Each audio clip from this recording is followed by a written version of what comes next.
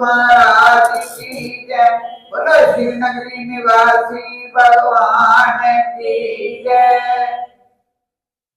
एक दिन में बारी बारी से 10,000 राजा बदल गए, पर धनुष का कोई कुछ भी नहीं बिगाड़ सका।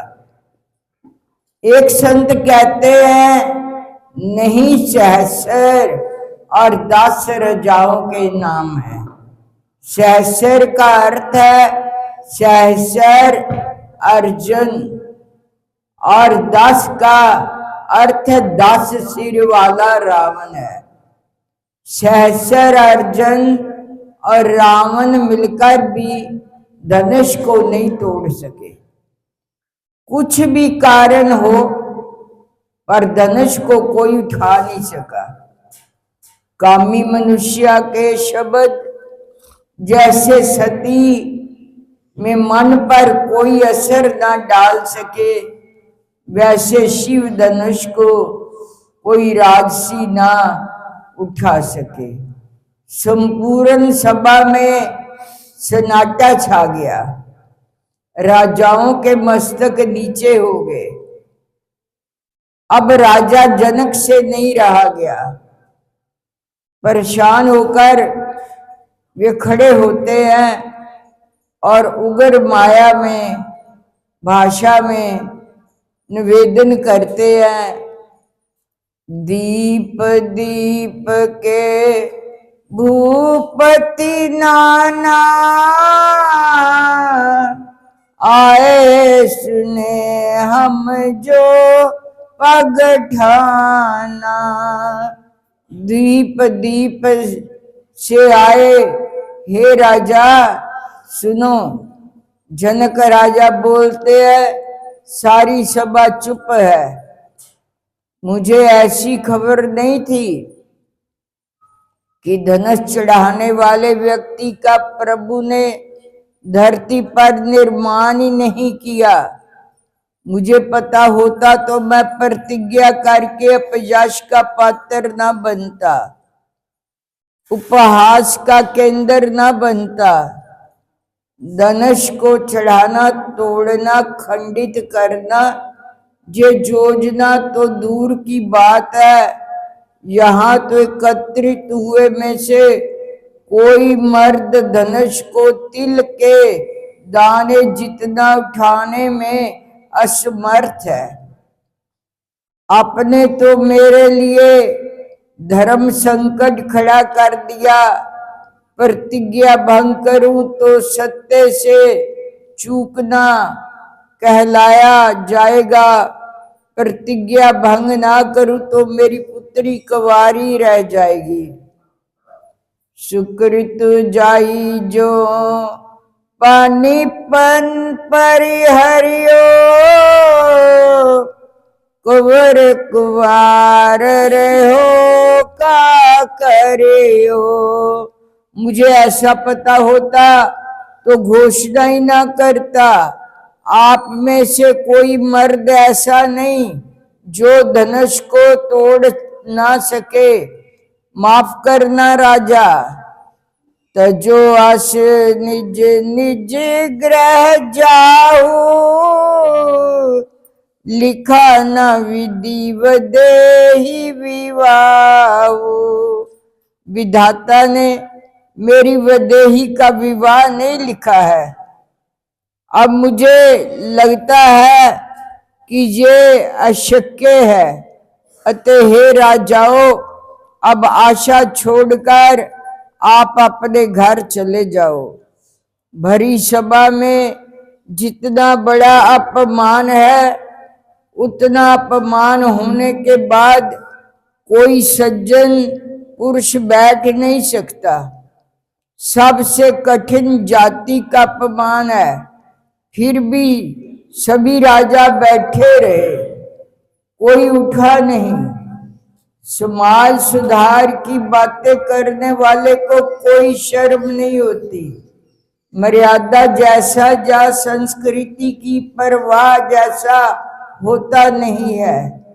एक सज्जन राजा ने दूसरे राजा से कहा, हमने प्रत्यक्ष में अपमान पाया है, अब हमें चले जाना चाहिए। हमारी बाप दादा की कीर्ति का सवाल है। दूसरे राजा बोले, अब कीर्ति रही कहाँ है कि सवाल उत्पन्न हो। कीर्ति तो धनुष को भेंट चढ़ा दी। अभिमानी राजा कहने लगे, फायदा है, कोई धनुष नहीं तोड़ सका तो अयोध्या का राजकुमार थोड़े तोड़ डालेगा। कोई धनुष नहीं तोड़ेगा तो जनक जी अपनी पुत्री को कुंवारी थोड़े ही रखेंगे। शायद ऋषि मुनियों को पूछेंगे कि अब मैं क्या करूं, और शायद ऋषि मुनि सलाह दे कि स्वयंवर प्रस्तुत करो। धनुष भंग की बात बंद कर दो, अपनी जानकी के हाथ में वरमाला दो और स्वयंवर प्रस्तुत करो, ऐसा निर्णय करे। और शायद जानकी हम में से किसी को पसंद करके वरमाला पहनाए तो हमारा नंबर भी लग जाए। इस प्रकार सब बैठ गए। जनक राजा दिक उग्रता से बोले, जो जानते बिद भुवि भाई, तो पन कर करते ना हसाई। मुझे तो लगता है कि धरती पर कोई शूरवीर पैदा नहीं हुआ, गोल धरती पर क्षत्रिय बचा नहीं है। महाराज परशुराम के प्रयोग के बाद धरती पर क्षत्रिय का नाश हो गया है, धरती वीरहीन हो गई है। अब कोई वीर होने का दावा नहीं करेगा, शूरवीर होने की घोषणा नहीं करेगा। मैं समाज में कहता हूं कि धरती का पिंड वीरहीन हो गया है। जहां जनक राजा ने बोला, सारी सभा नतमस्तक होकर सुनती रही, पर सुमित्रा पुत्र लक्ष्मण जी सहन न कर सके। उनकी आंखें लाल हो गई, रोंगटे खड़े हो गए और वह एकदम सभा में खड़े हो गए। जनक राजा से ऐसा क्यों बोला जाए? रघुवंशी जे सहन न कर सके। ये तो सिंह की संतान है। राम जी को बंधन करके बोले, पूछे बिना बोल रहा हूं महाराज, मुझे माफ करना, परंतु कहीं जनक जस अनुचित वाणी, जनक जी अनुचित वाणी बोलते हैं।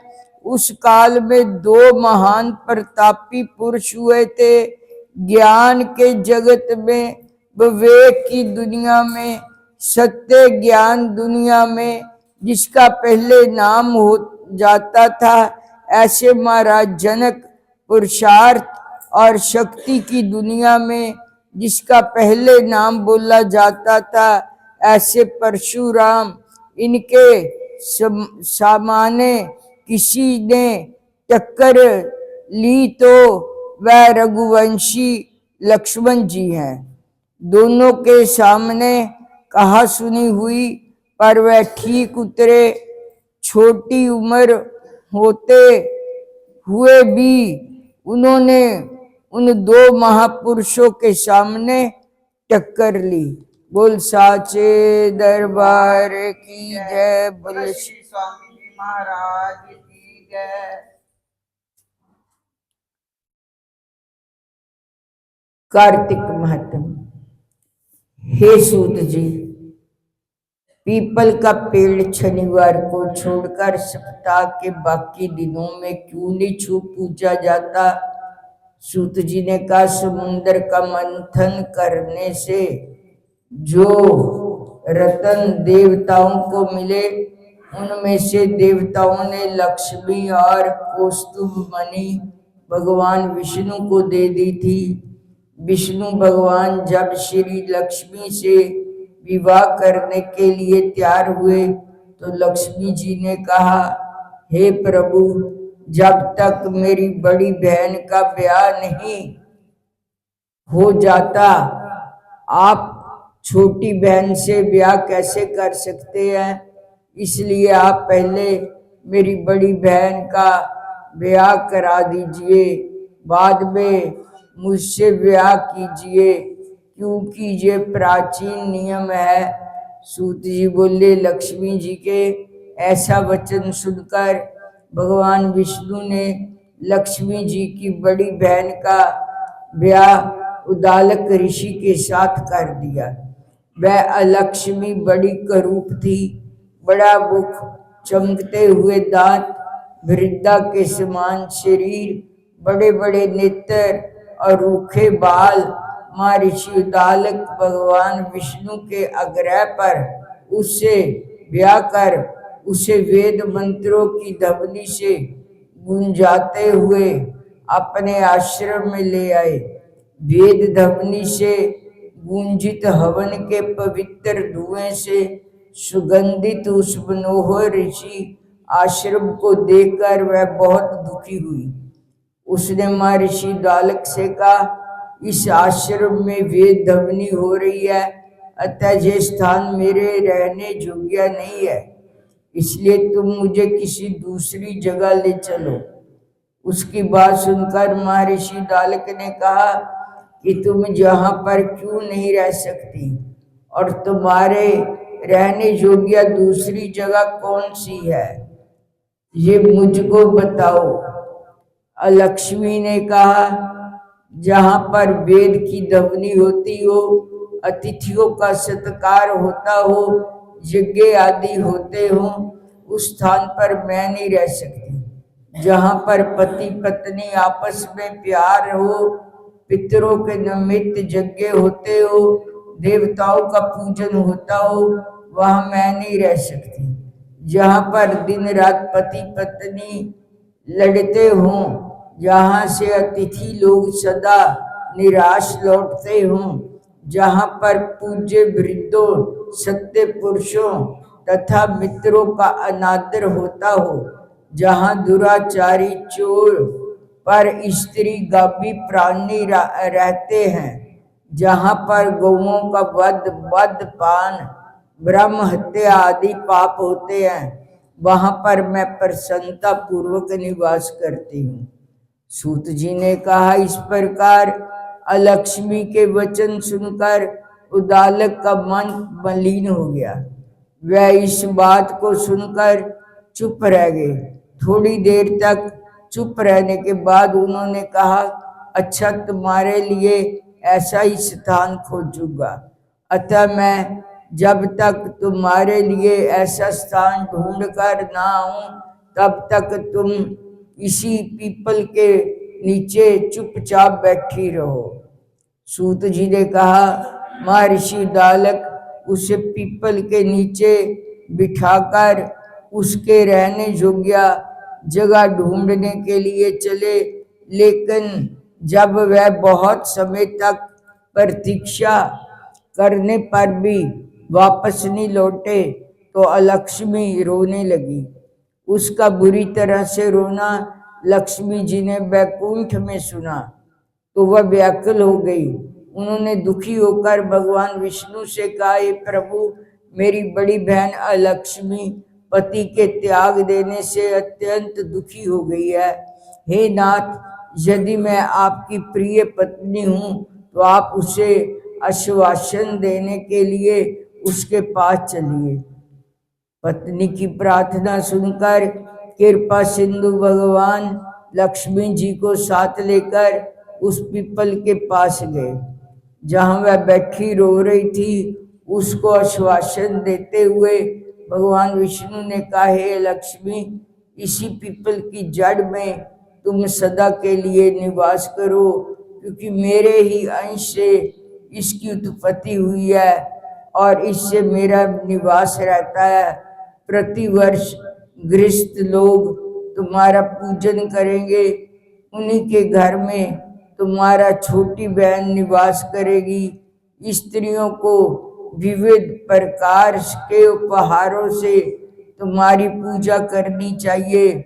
मनुष्य को चाहिए कि वह पुष्प, धूप, दीप, गंध आदि से तुम्हारी पूजा करे, तभी लक्ष्मी जी उन पर प्रसन्न होगी।